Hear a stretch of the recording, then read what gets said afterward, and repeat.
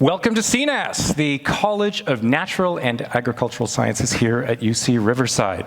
And welcome to the first installment that we're going to have as a special Earth Day edition of our final installment of the CNAS Science Lecture Series on What's Wild in Riverside with Dr. Marko Spasojevic. Did I get it right?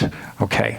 My name is Morris Maduro, and I am the Divisional Dean of Life Sciences here in CNAS. I'm a professor of biology in the Department of Molecular Cell and Systems Biology here at UCR. And so in charge of the Division of Life Sciences includes, for me, 4 departments. We have many departments that do life sciences research, of course. And we are hoping to make this Earth Day series part of an annual celebration. So what I was able to find out online is that Earth Day started in 1970, which means that it's just about as old as me, since I was born in 1969. And of course, it commemorates environmental protection efforts. In a moment, I'm going to introduce the chair of the Department of Evolution, Ecology, and Organismal Biology, who will introduce our speaker today. EOB has many of the faculty at UCR that do conservation and environmental type work, and I'm very excited to see Marko give this talk. Thank you again for agreeing to do this seminar. I will see you all again in the comfy chairs where we do our Q&A after the fact. And so now we'll bring up Joel Sachs, who's the chair of EOB, who is going to introduce Marko. Thanks, Morris. Welcome, everyone. So I am very pleased to be here to see Marko's talk and to welcome all of you tonight. And of course, to do my job, which is to introduce Marko. Many of us became scientists, biologists, because we got excited about nature when we were little kids, right? And we can all think of the amazing things that nature gives us, right? We can think of an amazing rainforest or snorkeling in the tropics or a mountain meadow. But for us scientists, nature gives us incredible complexity and kind of a hot mess that we all try to sort out. For many of us, we become reductionists. You know, we study individual cells and try to figure out how they work in lab conditions, or maybe even an individual molecule. But Marko's not one of those people. Marko's a community ecologist, and what he does is he studies things at incredibly large scales. And what he does shows us that the sum of these interactions and these many species is truly greater than all those parts put together. And this is a very challenging task. It takes a lot of computational skills and a lot of hard math that many of us are challenged to understand. And one of the other things that's very impressive about Marko is that once he got here to campus in 2016, he started setting up these very large projects. You'll learn about one of them today, but he also set up this large forest plot to study more than 4 hectares of trees up in the San Jacinto Mountains, literally studying every individual plant that has a diameter more than 1 centimeter across these 4 hectares. That adds up to about 10 acres or maybe 400,000 square feet, so a lot of land. So I'm very excited to see what Marko has put together today. I'm sure it will be exciting and delightful. And just please join me in welcoming Marko Spasojevic.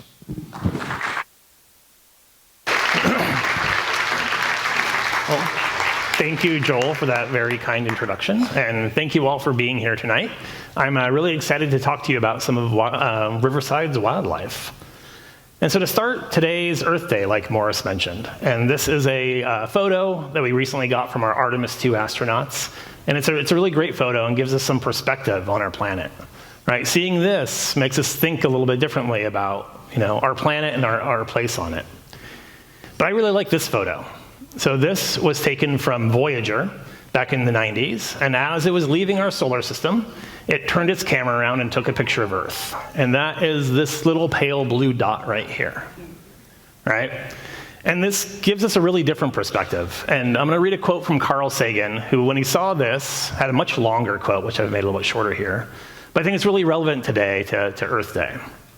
And it goes, "From this distant vantage point, the Earth might not seem of any particular interest. But for us, it's different. Look again at that dot. It's here. That's home. That's us. On it, everyone you love, everyone you know, everyone you have heard of, every human being who ever was lived out their lives on a mote of dust suspended in a sunbeam. Our planet is a lonely speck in the great enveloping cosmic dark.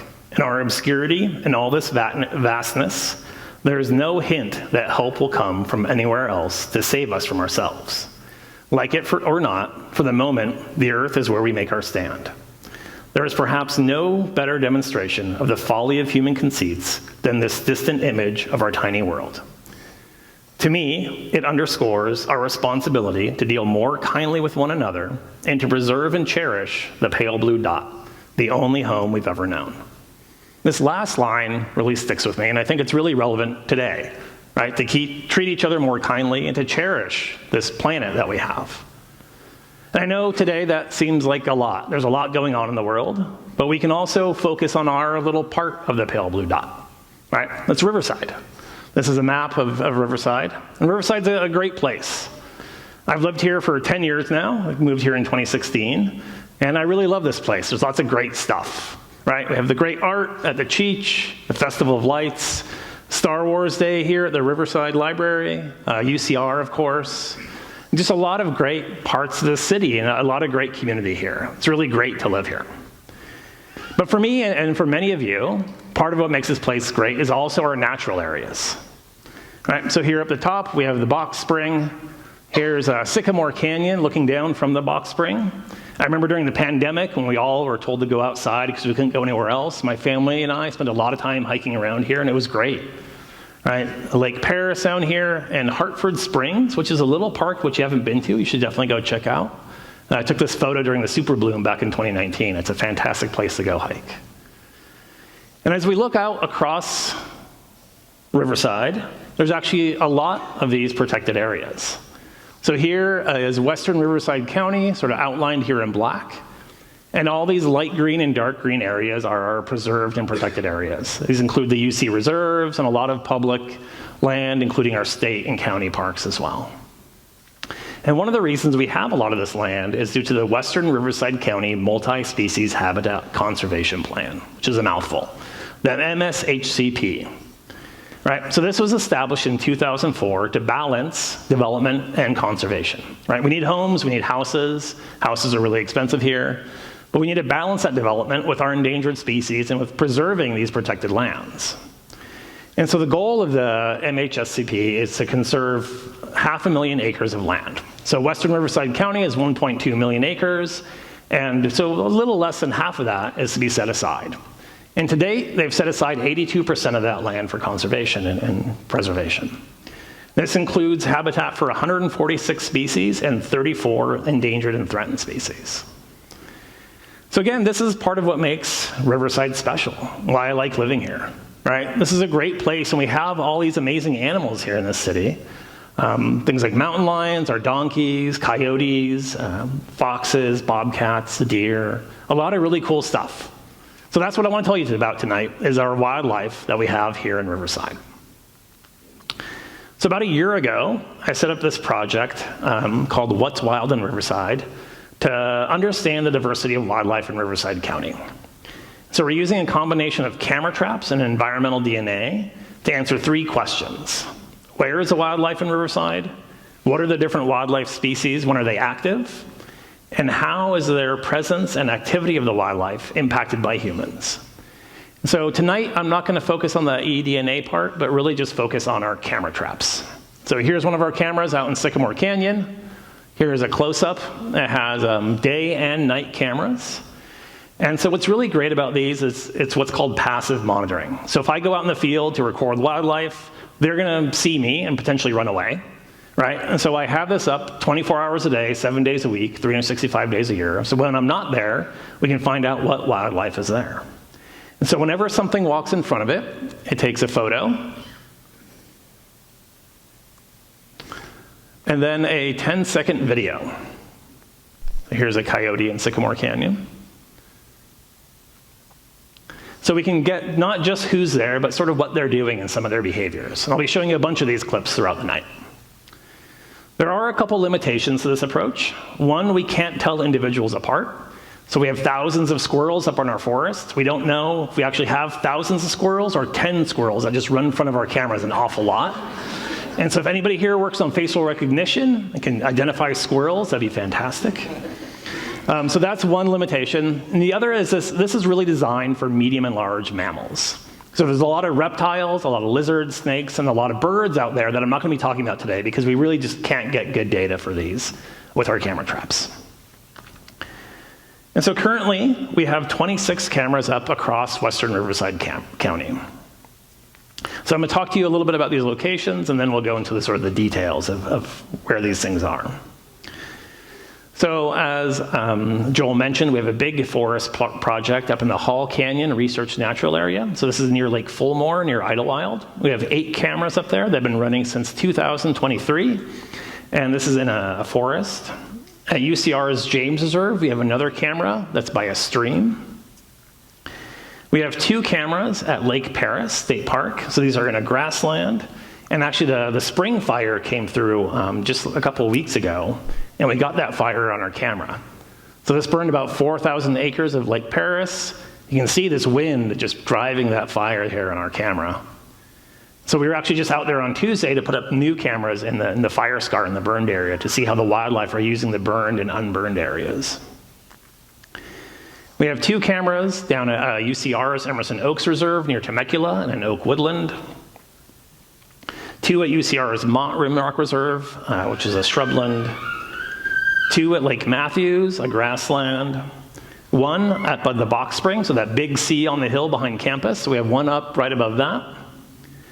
6 in Sycamore Canyon, and then 2 in the Canyon Crest neighborhood. 1 in the Arroyo behind Joel's house, and 1 in my backyard.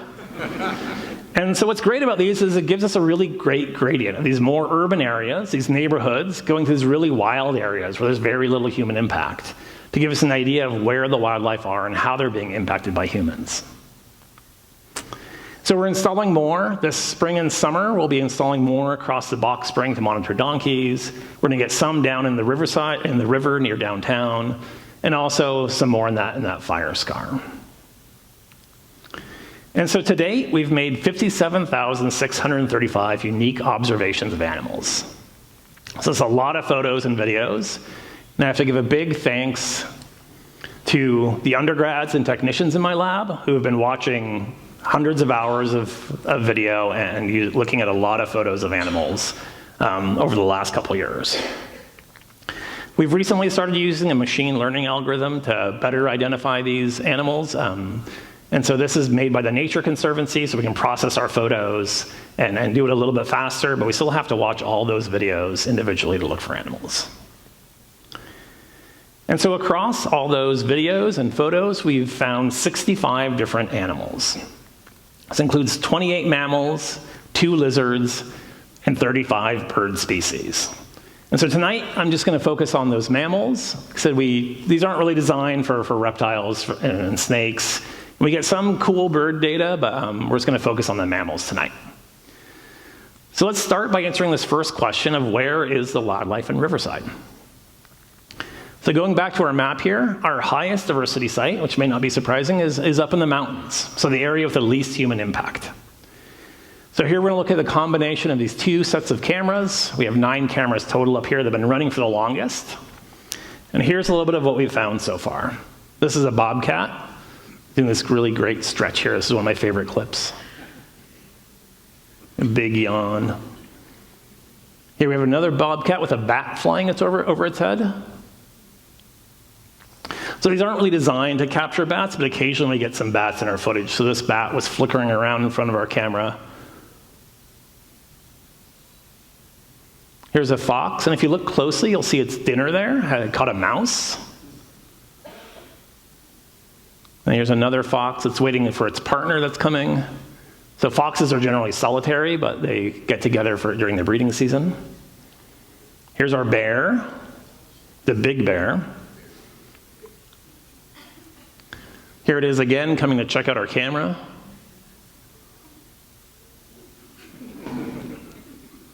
Our striped skunk, and the next clip is a spotted skunk. It runs by really quickly. So we actually have 2 species of skunk up there. Here's our mountain lion, At night, it was rolling around in the dirt or something. And here it is again during the day. This is a Miriam's chipmunk, this little guy right here.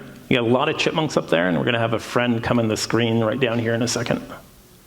There he is. We have a lot of squirrels doing their squirrel antics. You can see them running around here. He's going to get chased right back by his friends. Yep. Then a lot of mule deer. This is a female deer. They're herbivores, eating the plants that I study. Here's a male eating some black oak right in front of our camera. And here's a family of deer, the male with the antlers and the female and the juvenile here down by the stream. So at this site, we've had a little over 5,000 observations in 13 species. And this pie chart here is showing the distribution. You can see almost half of our observations are squirrels. So a lot of squirrels. Then here in tan are our deer, followed by our chipmunks, and then here is our ground squirrel, our gray fox, our bobcat, our mountain lion, our skunk. That tiny black sliver is our black bear. And then our coyote we've only seen once, and our wood rat and our bat, the sliver is actually too small to see. We actually have very few coyotes up here. But one of the things that's really cool about this camera trap footage is that every photo here has a date and a time. Right? So that allows us to ask questions about when these species are active throughout the year and how that activity also changes throughout the day at different times. So we can look at our forest plot data here. So here on our x-axis, we have month going from January to December, and then here are number of observations. So remember, these are not the number of animals, but just the number of times we see them. We can separate it out with our different seasons and see that in our first year, 2023, was a pretty dry year. We didn't actually have a lot of observations of animals that year. Moving into 2024, we see a big difference. This is a much wetter year. See a big spike of spring activity when the plants are growing, and then another big spike here, sort of the end of summer, beginning of fall. Then 2025 was a weird year, right? This last sort of winter, this fall, late fall, was really warm and wet, and we can see that spike right here. And actually carrying on into 2026, in January, we had much higher activity, right? So our goal here is actually to carry this out for another 10 years to really understand how these patterns are shifting over time. With 2 full years, we can't really say a whole lot yet, but we can see some huge variation in the activity of these animals and how it changes from year to year, and how it's likely to change even more with climate change. Because we have a lot of observations, we can also break this out by animal. Right, so in gray here, we have our squirrels, right? And we see, on average, about 250 observations a month. But we see a big dip here in the summer. It gets hot, and just like me, they don't like to go outside during the summer, so they kind of hunker down and avoid that heat and aren't active as much. Our mule deer here in brown, about 150 observations per month. But then in September, at sort of the end of summer, beginning of fall, we see this huge spike, and this is when the deer are reproducing. This is breeding season for the deer. And then we can add in the rest of our animals down here. Many fewer observations. Our chipmunks having a little bit of spike here in early spring, and our foxes having a little spike here in summer, but not as big as our deer and our squirrels. So let's take a minute, and I'm going to introduce you to some of these individual species. So first, we have our mule deer. So they're very prevalent up in the forests. They're brownish gray to reddish brown. They're our largest native herbivore in the area, so they eat a lot of plants. They range from northern Alberta to central Mexico, so a pretty large area. They're found in forests, grasslands, shrublands, and desert. They form matrilineal family groups. So that means the mom, grandma, and daughters all kind of form together in a big group. The men often go off and do their own thing. So we have these matrilineal family groups. Here's a couple fawns. They tend to be born in summer. They tend to be active typically during dawn and dusk. And we refer to that as crepuscular. And we can see that activity pattern in our camera trap data. These observations here, this big spike at dawn and again at dusk, right? Dawn and dusk, it's actually the hardest time to see, right? Because if you're a nocturnal, your eyes aren't doing so good because it's getting lighter. If you're diurnal, your eyes aren't doing so good because it's getting darker. So it's a way to, try to avoid those predators. And because we have a lot of data, we can see how this changes from season to season. So here's our activity patterns in the spring, where we have relatively low activity. You can see in summer that crepuscularness kind of goes away, where the activity stays pretty constant throughout the day. Then we have a big spike in the morning in the fall when breeding season's going on. Then finally in winter, we see a little bit of a compression. Those days are getting shorter, so those little peaks are moving a little bit more toward the center. Next, we have our mountain lion. So they are tan with a white belly and chin and a long tail. They're our largest predator in the area, and they range from Canada, the Canadian Yukon all the way to the tip of South America. They mostly eat deer and medium mammals, so things like raccoons and coyotes and skunks. They need to eat a deer about once a week to sort of maintain themselves. And they're really found anywhere where deer are found, so forests, grasslands, shrublands, and deserts. They're usually solitary, but they're not necessarily antisocial and active at both day and night. And in our forest, we see their activity patterns actually mirror the deer pretty well. They're looking for food, so we see those two spikes at dawn and dusk, and a bit of activity at night when they're moving around. Finally, in our forest, we have our black bear. They're typically black, but can also be brown, blonde, cinnamon, or white.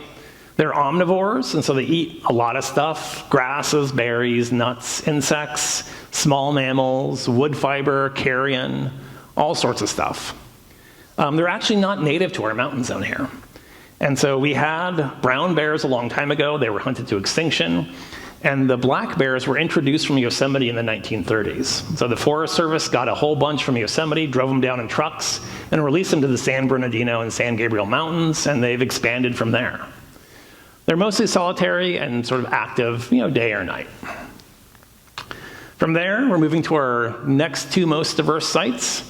So it's the Emerson Oak Reserve down here near Temecula, where we find foxes, bobcats, coyotes, mountain lions, deer, and squirrels. And then Lake Paris, where we're finding coyotes, bobcats, and mule deer as well. We haven't found any mountain lions yet, but I think given that there's mule deer there, we'll probably see some soon. So let's talk about our bobcats. This is actually a kitten here. So it's a juvenile. We'll see the mom walk into the screen here in a second. So they're light to reddish brown with spots. They have short tails, unlike the mountain lions, which have very long tails. They're carnivores. They eat a lot of mice, gophers, small mammals. Larger ones occasionally hunt deer. And they're also nest predators, so they'll climb trees and actually eat birds and eggs out of nests. They're usually solitary. They're active at day, dawn, and dusk, and found in the forests, oak, woodlands, shrublands, and deserts, ranging from southern Canada to southern Mexico. Next, we have our gray fox. So they're a mix of gray, reddish, and white, and I have to apologize, all our videos are at night, and so we won't see that coloration very well. I think that's our one daytime fox. They're omnivores, so they mostly eat wood rats, rabbits, mice, but they're also frugivores, so they eat a lot of fruit, so they'll come in your yard and eat fruit from your tree. They're solitary in the non-breeding season and mostly nocturnal. They're found in forests, shrublands, and deserts, and range from Oregon to Colombia. Our lowest diversity site are these two sites here. This is the Mott Reserve and Lake Paris. And so here, all we've found so far are mostly coyotes, black-tailed jackrabbits, and a few observations of bobcats. Nothing else. There's probably some more stuff we haven't found yet, but there's not a lot of diversity here. And if we zoom in on the map, we can sort of see why. Right. So here's the Mott, and you can see all this gray stuff around it, including these warehouses, is all urban development. So it's a little bit of an island. If we look at this whole area, we can see it's kind of an island surrounded by 3 freeways and a highway, and it's all these houses all the way around. There's some potential for some connections down here. Right? It looks like there's some habitat, but these freeways act as really big barriers to our animal movement. If we go on iNaturalist, we can actually see this from user-generated data. So if you don't know about iNaturalist, it's an app on your phone, and when you see an animal, you can record it, and it geolocates the location. And so these are all the observations of mountain lions in the Santa Ana Mountains, and I'm highlighting 2 here. See, they come right up to the freeway, and they stop. They don't go across that freeway. And so in LA right now, they're actually building the world's largest wildlife overpass. This is a great thing, and we could actually probably use a few out here in Riverside as well to help connect these habitats and provide more habitat for our larger animals that need these big spaces. And so we have this nice diversity gradient going from our high diversity sites here in our sort of wildlands, a lot down here, and then less here as we move into our more human sort of impacted environments. But it gets sort of interesting when we move into our real urban environments. Things change a little bit. So let's zoom in here. Here we have the Box Spring, our cameras in Sycamore Canyon, and then our cameras in the Canyon Crest neighborhood. Let's start with the Box Spring. Like I said, this is up on the hill right behind campus where the big C is. And this is where we get our donkeys. All right, these are a favorite animal in Riverside. You can see a few young ones here. In addition to the donkeys, we also get coyotes. Oh, there's a little fight between the donkeys.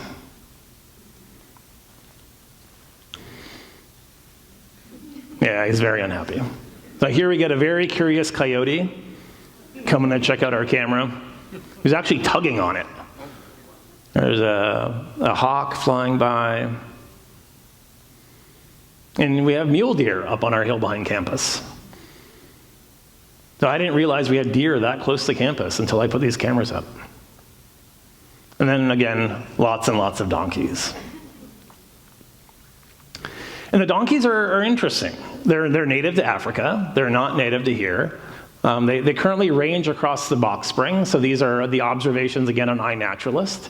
You can see occasionally they make it down into Moreno Valley and into Riverside. They kind of wander down into the city. We see them a lot on campus and around the neighborhoods.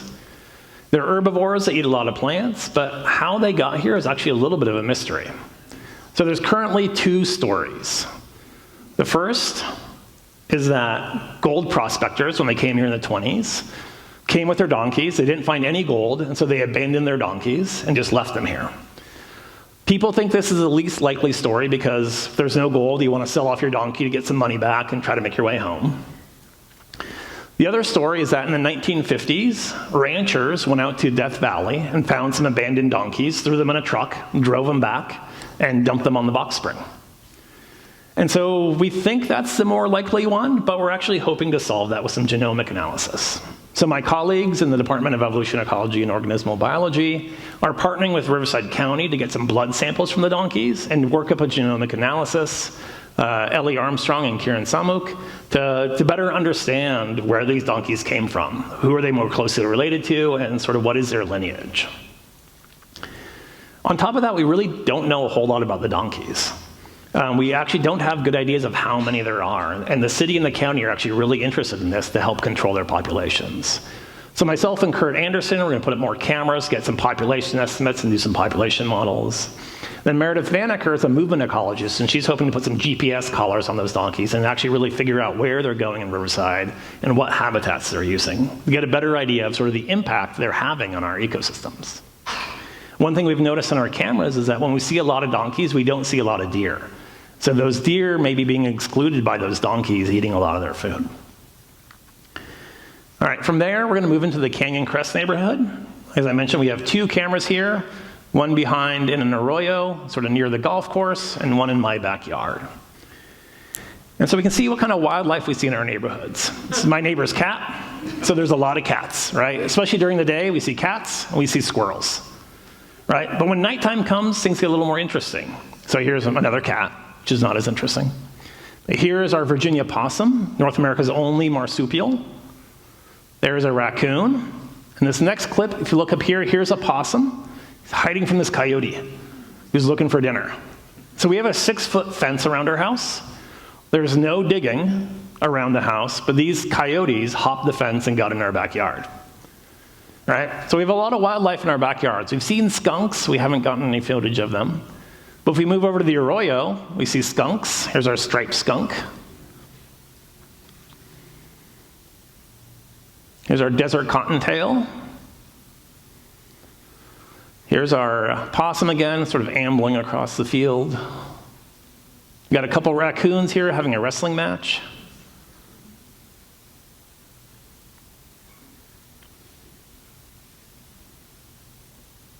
Then we get a lot of coyotes. So this coyote just found his lunch. There's another 2 coyotes. This one is not happy to get woken up from its nap.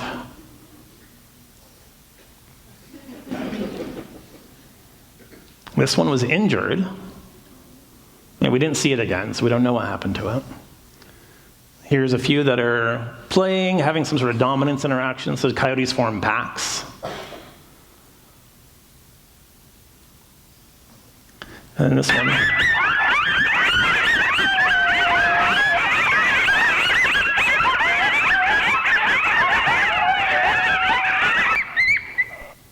So one of coyotes' nicknames are song dogs, which you can see by that loud clip where they get that name. So here's another dominance interaction in the pack. This one is actually hunting something underground. Right? So they have a very good sense of smell and hearing, and it found an underground mammal, dug through the dirt, and got its dinner here. There it is, enjoying its dinner.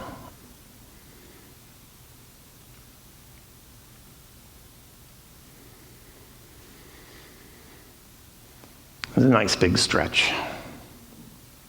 Sometimes they look a lot like dogs, but they're wild animals. So coyotes are really, really interesting animals, right? They're brown to gray with red on their sides. They're omnivores, and so they eat a lot of small mammals. They actually play an important role in controlling pests. So a lot of the rats and mice that can carry disease, they play a really important role in keeping those populations down. In urban areas, they'll get into your garbage, they'll get into your garden and compost. They can unfortunately eat small pets. They're active anytime. In the wild, it tends to be more dusk and dawn and at night, and a little bit more during the day as they move into urban environments.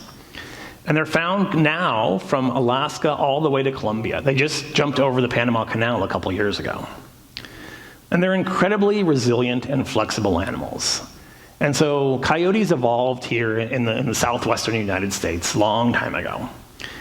By the 1500s, they'd spread into Canada and Mexico and continued spreading. And so as European colonists came to the US and started eradicating wolves, the coyotes escaped. And that's sort of where they got this wily kind of nickname from, right? They were able to kill off a lot of the wolves. The coyotes, they were doing okay. Until the 1800s. In the 1800s, eradication programs really began. So this is a quote from Mark Twain describing his thoughts on the coyote back in the day. That they're spiritless and cowardly, scrawny and ribby, and coarse-haired and pitiful, which I think is not really very fair. But during the 1800s and 1900s, hundreds of thousands of coyotes were slaughtered across the West. But they still persisted. This is a map from Hody and Kay showing their range distribution. So in red here is their range in the 1900s. You can see it going up into Canada, down into Mexico. And despite that effort to poison them, trap them, and kill them, they've expanded and expanded and expanded. Right? They're in every state in the US now, almost every province of Canada, all through Mexico. Like I said, this map is out of date. They've made it down into Colombia now. Right? And so despite that, they're doing pretty well. Still, we kill 500,000 coyotes every year in the US currently. So there's 526,000 minutes in a year. So that means that basically about one coyote is killed every single minute in the US. And so we got here at 6 o'clock, it's 6:41 now, so 41 coyotes have been killed since we started. Which isn't really fair to coyotes. I'm not sure they really deserve this reputation. Right? They're not quite the villains they're made out to be. This guy here just stretching. Thankfully, I'm skipping ahead. And so people worry a lot about coyotes, right? About attacks on dogs. You take your pets out for a walk, and you're worried your coyote is going to attack your dog. You're actually 5 to 10 times more likely to have your house set on fire than have a coyote attack your dog. We're also worried about attacks on humans, and these are a concern. There was a kid attacked just a few weeks ago in LA, and these are terrible attacks. But they're also, the reason they make the news is because they're very uncommon. Between 1978 and 2003, there were 89 total attacks in California. In the United States, there have only ever been 2 total deaths ever recorded by a coyote on a human. We can contrast that with dogs. Every year, 43 people are killed by dogs. Yet we're killing 500,000 coyotes every single year. So again, I'm not sure they deserve that reputation they're getting. And some progress has been made. So recently in Nevada, they outlawed coyote killing contests, which I didn't know was a thing. They have contests to see how many coyotes they can kill in a day. Now you notice the vote was actually not that, it was pretty close. Unfortunately in Michigan, they just opened up year-round coyote hunting. So now you can kill coyotes any time of the year in Michigan. We've made some progress though in California. So this is just new in 2026. There's now a coyote season. They can only be hunted between October and March. There's a permit requirement, so you have to get a permit, paying a $25 fee. There's now a 500-foot buffer. So it used to be able that you could hunt a coyote within 250 feet of a school. Now you have to go a whole 500 feet away before you can hunt a coyote, which seems kind of insane. There's also now a reporting mandate, so we can actually monitor how many coyotes are being killed in the state. And so one of the goals of our project is to better understand how the coyotes are using our urban parks. So we're moving now to Sycamore Canyon. So there's kind of two questions we want to ask here. One is what are the habitats that coyotes prefer? Do they prefer these areas with neighborhoods or these areas here near the warehouses? And how does their activity overlap with people? This is a project being spearheaded by two of my undergrads, Yelena and Jonas. So I just want to give them a quick shout out. And I was hoping to show a little bit of our data on that first question today, but unfortunately 2 of our cameras got stolen last week, which is a bummer. So 2 of our ones on the warehouse side got lost. Then this camera up here was a little too close to a road, so we got 500 videos of cars driving by and 1 coyote. So it wasn't super useful. We went out last week and set up some new cameras, so we're getting some more data. But I want to focus in on this camera here tonight. And so this camera has been up for about 3 months. It's in the Canyon Crest neighborhood. So here is Canyon Crest Golf Course. Here's Canyon Crest Drive. This is the Ralph's and the Canyon Crest Shopping Center, if you know the neighborhood. And so over those 3 months, we've had 746 observations. So I want to just remind you that we did not see 378 coyotes. We observed probably 5 to 6 coyotes 378 times. Right, these are numbers of observations, not numbers of individuals. So we had 108 black-tailed jackrabbit observations, 378 coyotes, 16 cottontails, 226 people, and 56 dogs. And so we can look at those activity patterns again. So again, here on the x-axis, we have our midnight going to 11 p.m., our hours and military time, then our number of observations, and this is for our coyotes. What we see here is a little different than what we'd expect. What we'd expect is something that looks like this, where they're most active at dawn and dusk, and pretty active at night, and then that dip down during the day. But we're not really seeing that. And it started to make a little more sense once we overlay the people and the dogs.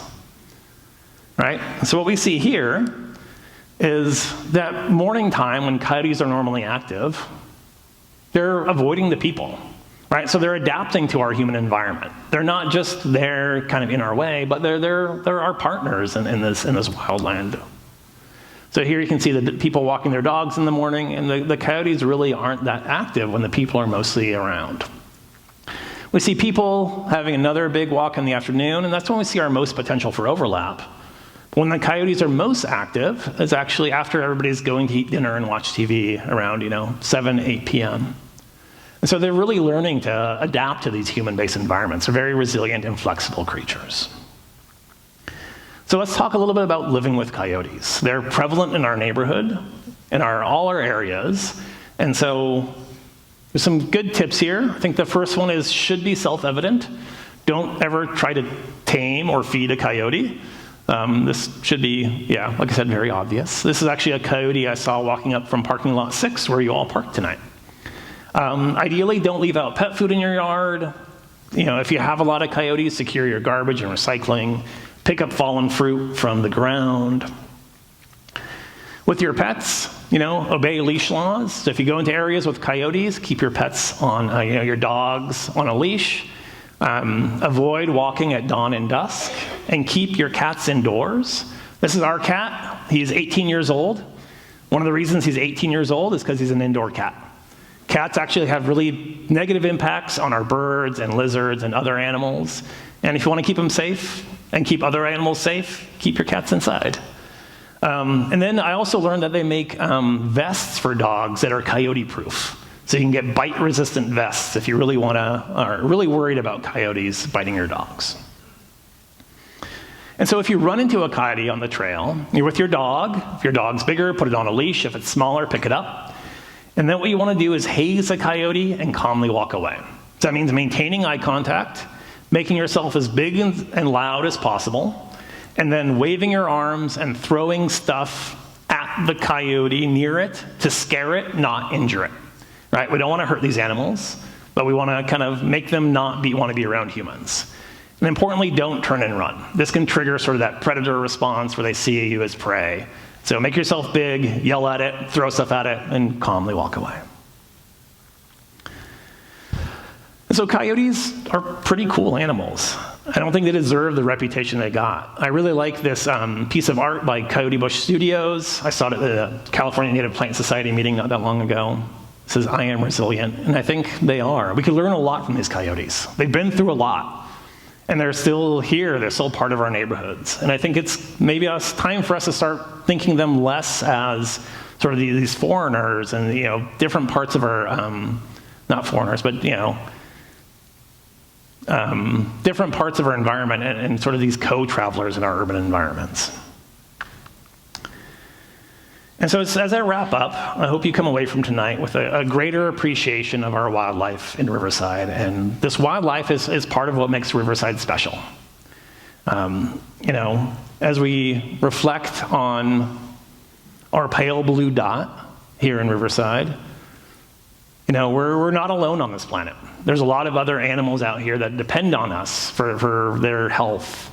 Like, we need to maintain these ecosystems so we can have these animals that make our place special.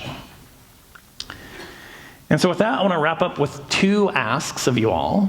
The first is, if you are interested in contributing to this research program, you want me to put a camera in your backyard, you have some cool property up in the mountains, please, you can email me here at markos@ucr.edu, or visit wildriverside.ucr.edu and get in contact. We'd be happy to, put up a camera and see what's wild in your neighborhood. Then lastly, I have to do a plea for help to fund this research. Our government is currently not doing great things to our National Science Foundation and is actively trying to dismantle our Forest Service. And that's a lot of places where we get funds for this research. So if you can spare a couple dollars, we'd appreciate the donation. And with that, I'd like to thank our many partners, including Riverside City Parks, Riverside County, our state parks, the Bureau of Land Management, and the UC Natural Reserve System. Our donors, Donald Hall, Kim Hammond, Stephanie Flores, and some funding from the USDA. And if you'd like to learn more, our website is right here, wildriverside.ucr.edu. We'll post updates on there, and we also have a YouTube channel for our lab where we post clips. So we post a lot of these clips whenever we get new ones.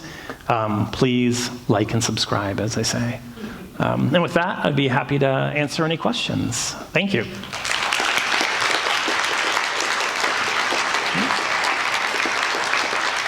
Well, thank you very much, Marko. Why don't we go have a seat on the comfy chairs, and we'll have time for a little bit of question and answer. Oh, you got the more comfortable one. I got a pillow. So why don't we take a question from the audience first? And I have some questions that some of those who registered for tonight contributed. Do I see any hands up there? Oh, right. So we have our science ambassadors who are going to be standing by microphones on either side that are on mic stands. So if you can come up out of the aisle and go up to one of the microphones to ask your question. Where were you? Were you over here? One of you had your hand up. Who was it? They were here, and then they disappeared.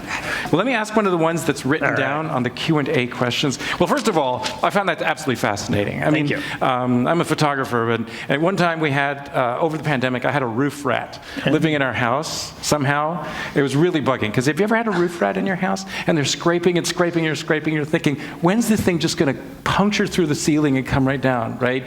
So I set up, I have like one of those old security cameras, and I set that up in the attic because I thought I could catch a glimpse of this thing, but I didn't. So you're having much better luck with this, and that was right in my attic. So I managed to keep that roof rat out of there, which is great. The other thing too, that the night vision, I mean, it's all infrared, right? Yeah. But the glowing white eyes, that's the stuff of nightmares. So thank you for showing that to me. You're because welcome. Those I hope you things sleep well. with the glowing eyes looked absolutely frightening.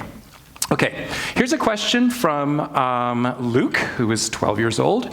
What is the most dangerous animal in Riverside? I'm going to take a guess. It's not coyotes. So It's not coyotes. That's an interesting question. There's a couple answers. I think the first answer is probably people. Right? You're more likely to get in a car accident than you are to get bit by a coyote or attacked by a mountain lion or attacked by a bear. So I think people have this perception of these wild animals being dangerous. And you should absolutely be very cautious around them, and they are wild animals. But we don't see them very much. The thing I'm concerned most about are rattlesnakes. And that's the thing I worry about when I go hiking more than any other wild animal. So probably rattlesnakes. The most deadly is probably the mountain lion. But we've been working up in that forest for 9 years now. We've never seen a mountain lion. We knew they were around, but we didn't know how frequently they're there until we put up the cameras. We've seen a lot of squirrels. We've seen the occasional deer. And my grad student Sophie ran into a bear. She stood up and yelled at it, and the bear walked away. We carry bear spray on us. But I would say really rattlesnakes are probably the thing to be most concerned about. Rattlesnakes. And so you mentioned there that you did capture some mammals, humans, the bipedal mammals. Do any folks know that that's a camera and go up to it and wave it? Do you occasionally get that? We get people doing peace signs, people waving at it, people glaring at it. Well, now that I know where some of those cameras are, thanks for showing that on the map. Yeah, maybe you'll see a biology professor waving at your camera at some point. Okay, any other questions from the audience? I know someone has. Do you have a question? Your hand is up. You happen to be right by the microphone, so go ahead. Does this work? Oh, okay. I was actually going to ask about the bats because I didn't know that we had bats in the Riverside area, and I am someone who likes to hike often. And I was like in that sycamore area on a hike, and I saw a blackbird kind of flying at me, and I'm pretty sure it was a bat. So I was wondering if you had any more information on that. Do we have bats in the Riverside area? We do. We have lots. We can see them occasionally in our neighborhood flickering around. They fly a little different than birds, and so they're not as, they kind of dip and dive a lot. They're hunting insects, so you'll definitely see them out. They're a lot harder to capture in our camera traps, and so usually when we're setting them, we use acoustic sensors. So we can put an acoustic sensor on a pole, and it measures the ultrasonic frequencies they're making. And we can then put that into a computer and tell which species it is based on its call. But yeah, there's lots of bats out here. Oh, that's fascinating. Okay, I'm going to take one of the other questions here, and this one's going to be about the donkeys. The wild donkeys on UCR's campus. I first wanted to show, this is my new R card, and if anyone has one of these, there's a picture of one of the donkeys on here. I showed it to my daughter, and she said, "Which one's the picture of you?" And I'm like, well, that's great. Thanks, kid.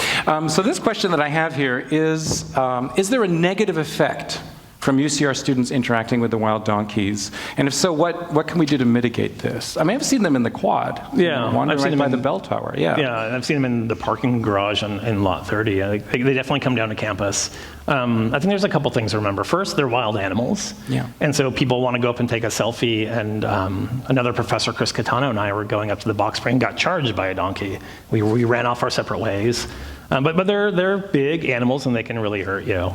And so it's good to be cautious. I think the concern about feeding them is they can become habituated to humans, right? And then they start becoming problems. And so we don't want our wild animals to become pests, any of them, like donkeys, bears. If they become too accustomed to humans, we either have to put them to sleep, put them down, or move them somewhere else.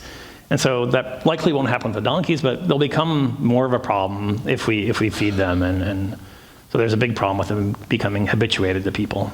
Great. Do we have any other questions out in the audience? Yes, go to that. Can you run to that microphone over there? Okay, good.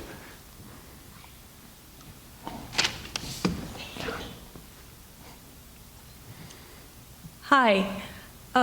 I just wanted to ask, how exactly did you know where to put your trail cameras on? I'm currently a 5C student, and we're doing a lab where we have to test something with the animals in our environment and some sort of correlation with,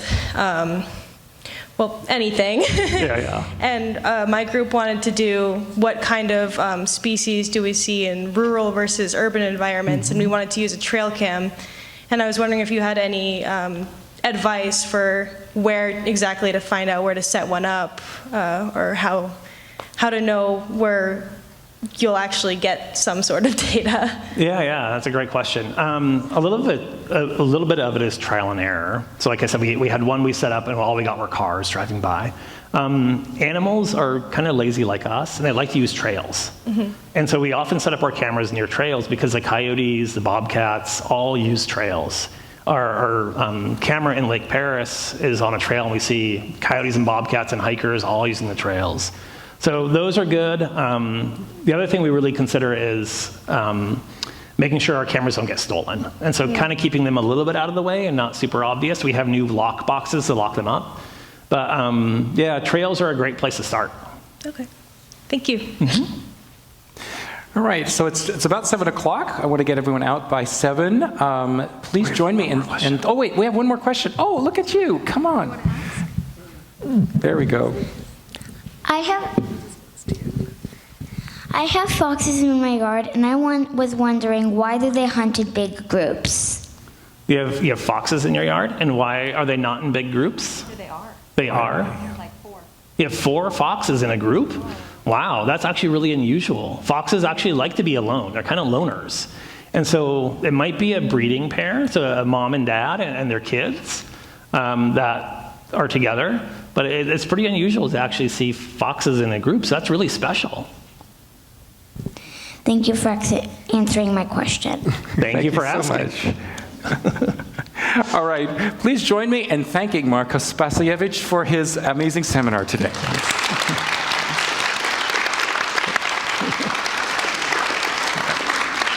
If anyone wants to come up, if they have any other questions, I'm sure he'd be happy to take them up here. Thank you again for coming out to the CNS Science lecture series, and we'll hope to see you again in the future.